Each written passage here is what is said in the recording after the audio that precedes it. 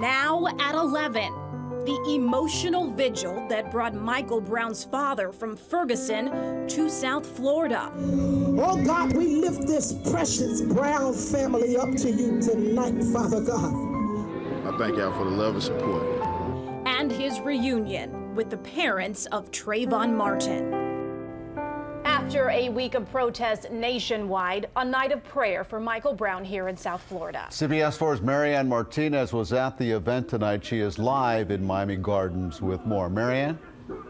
Well, the parents of Trayvon Martin and Michael Brown had actually met before. The first time was at Michael Brown's funeral a few months ago, but this was the first face-to-face meeting since that controversial decision by the grand jury not to move forward with charges against the officer who shot and killed Michael Brown.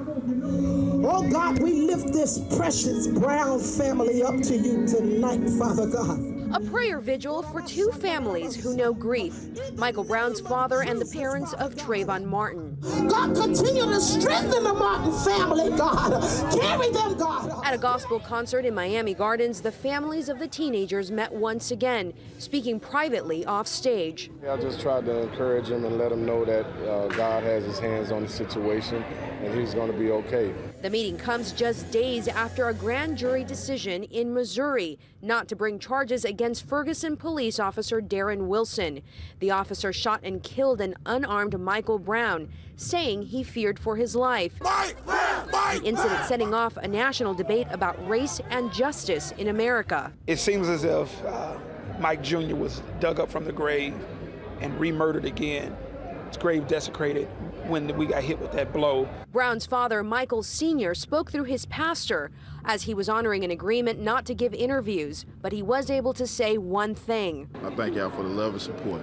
For the Browns, the pain from 18-year-old Michael's death and the disappointment over the grand jury's decision is still fresh.